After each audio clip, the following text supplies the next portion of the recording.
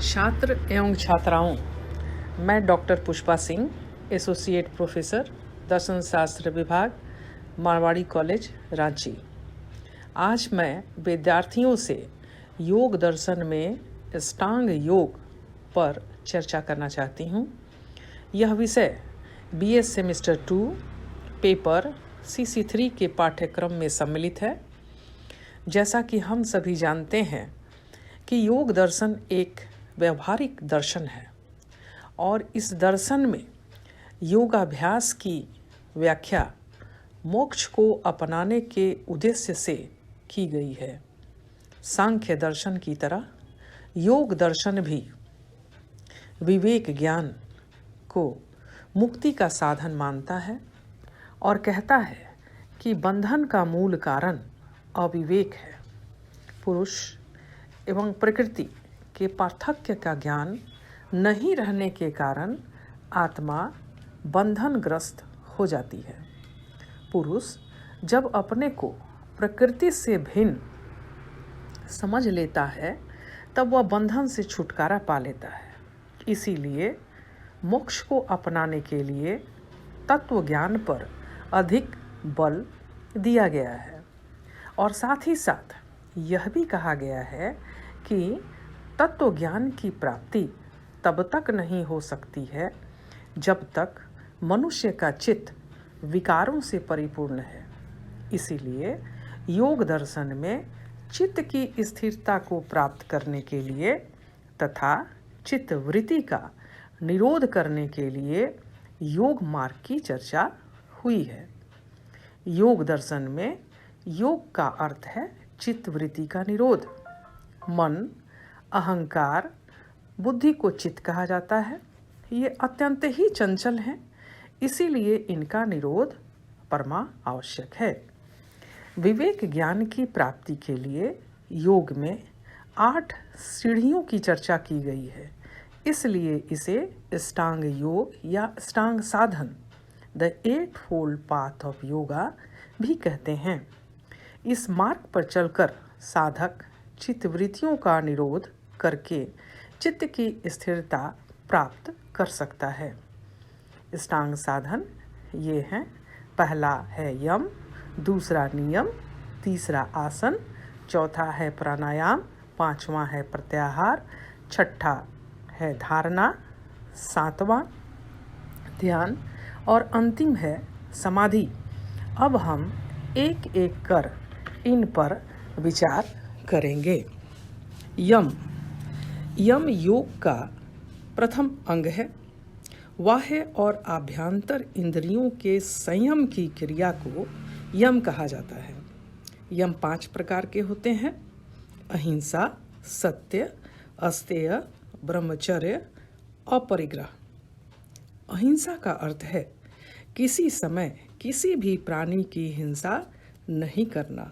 अहिंसा का अर्थ भी प्राणियों की हिंसा का परित्याग करना ही नहीं है, अपितु इनके प्रति क्रूर व्यवहार का भी परित्याग करना है।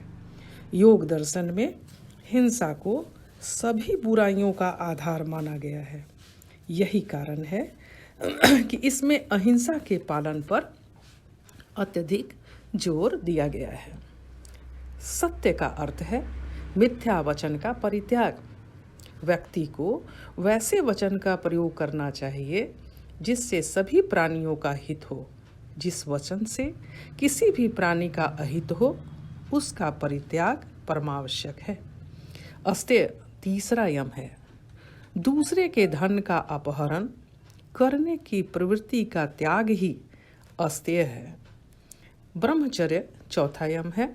ब्रह्मचर्य का अर्थ है विषय वासना की ओर झुकने वाली प्रवृत्ति का परित्याग। ब्रह्मचर्य के द्वारा ऐसी इंद्रियों के संयम का आदेश दिया जाता है जो कामेच्छा से संबंधित हैं। अपरिग्रह पांचवा यम है। लोभवश अनावश्यक वस्तु के ग्रहण का त्याग ही अपरिग्रह कहा जाता है। ऊपर 5 यमों के पालन में वर्ण, व्यवसाय, देश काल के कारण किसी प्रकार का अपवाद नहीं होना चाहिए। योग दर्शन में मन को सबल बनाने के लिए ये 5 प्रकार के यम का पालन आवश्यक समझा गया है। इनके पालन से मानव बुरी प्रवृत्तियों को वश में करने में सफल होता है, जिसके फलस्वरूप वह योग मार्ग में आगे बढ़ता है। नियम योग का दूसरा अंग है। नियम का अर्थ है सदाचार को प्रश्रय देना। नियम भी 5 माने गए हैं। पहला शौच के अंदर बाह्य और आंतरिक शुद्धि समाविष्ट है। स्नान, पवित्र भोजन, स्वच्छता के द्वारा बाह्य शुद्धि तथा मैत्री, करुणा, सहानुभूति, प्रसन्नता, कृतज्ञता के द्वारा आंतरिक अर्थात मानसिक शुद्धि को अपनाना चाहिए।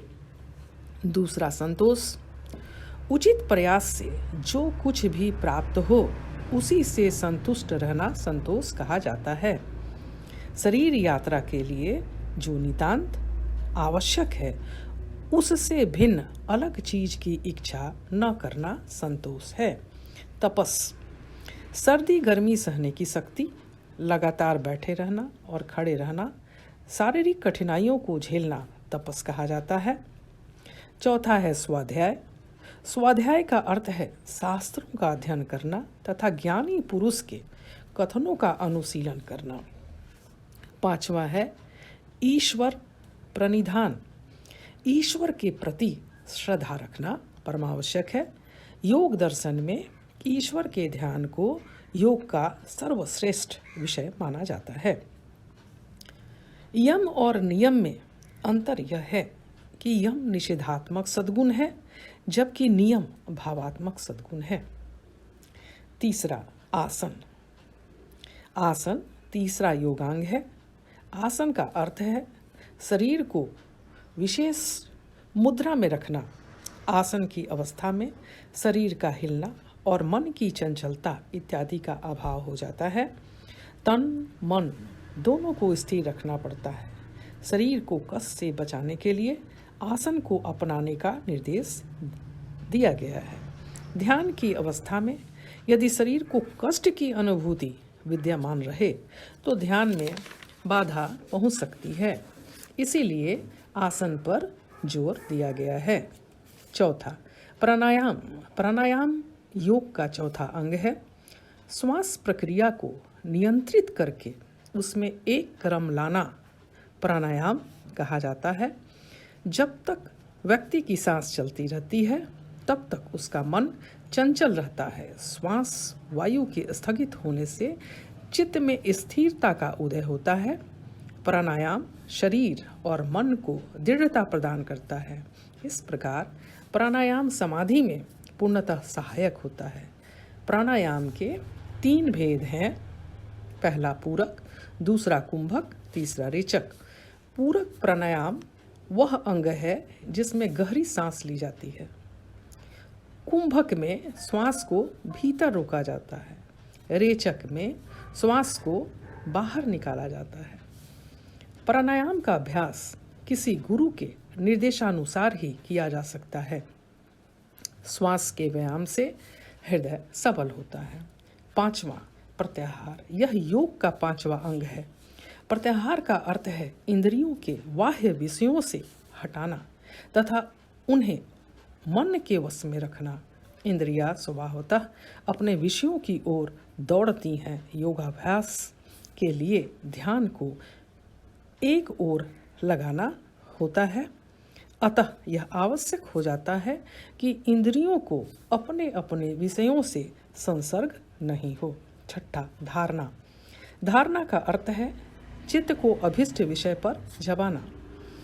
धारणा आंतरिक अनुशासन की पहली सीढ़ी है। धारणा में चित्त किसी एक वस्तु पर केंद्रित हो जाता है। इस योगांग में चित्त को अन्य वस्तुओं से हटाकर एक वस्तु पर केंद्रित कर देना पड़ता है। वह वस्तु बाह्य या आंतरिक दोनों ही हो सकती है। वह वस्तु का कोई अंश अथवा सूर्य, चंद्रमा या किसी देवता की प्रतिमा में से कोई भी रह सकती है। इस अवस्था की प्राप्ति के बाद साधक ध्यान के योग्य हो जाता है। ध्यान। ध्यान सातवां योगांग है। ध्यान का अर्थ है अभिष्ट विषय का निरंतर अनुशीलन। ध्यान की वस्तु का ज्ञान अविच्छिन्न रूप से होता है, जिसके फलस्वरूप विषय का स्पष्ट ज्ञान हो जाता है। पहले विषयों के अंशों का ज्ञान होता है, फिर संपूर्ण विषय की रूपरेखा विदित होती है। 8वां समाधि। समाधि अंतिम योगांग है। इस अवस्था में ध्येय वस्तु की ही चेतना रहती है। इस अवस्था में मन अपने ध्येय विषय में पूर्णतः लीन हो जाता है, जिसके फलस्वरूप उसे अपना कुछ भी ज्ञान नहीं रहता। ध्यान की अवस्था में वस्तु की ध्यान क्रिया और आत्मा की चेतना रहती है, परंतु समाधि में यह चेतना भी लुप्त हो जाती है। इस अवस्था को प्राप्त हो जाने से चित्त वृत्ति का निरोध हो जाता है। समाधि को योग दर्शन में साधन के रूप में चित्रित किया गया है। समाधि की महत्ता इसलिए है कि उससे चित्तवृत्ति का निरोध होता है। इस प्रकार चित्तवृत्ति का निरोध साध्य हुआ। धारणा, ध्यान और समाधि का साक्षात संबंध योग से है। पहले 5 अर्थात यम, नियम, आसन, प्राणायाम, प्रत्याहार का योग से साक्षात संबंध नहीं है। ये 5 योगांग तो एक प्रकार से धारणा, ध्यान और समाधि के लिए तैयारी मात्र हैं। पहले 5 योगांग के बहिरंग साधन और अंतिम 3 को अंतरंग साधन कहा जाता है। अष्टांग योग के पालन से चित्त का विकार नष्ट हो जाता है। आत्मा अपने यथार्थ स्वरूप को पहचान पाती है, क्योंकि तत्व ज्ञान की वृद्धि होती है। आत्मा को प्रकृति, देह, मन, इंद्रियों से भिन्न होने का ज्ञान प्राप्त हो जाता है। इस प्रकार मोक्ष की प्राप्ति हो जाती है।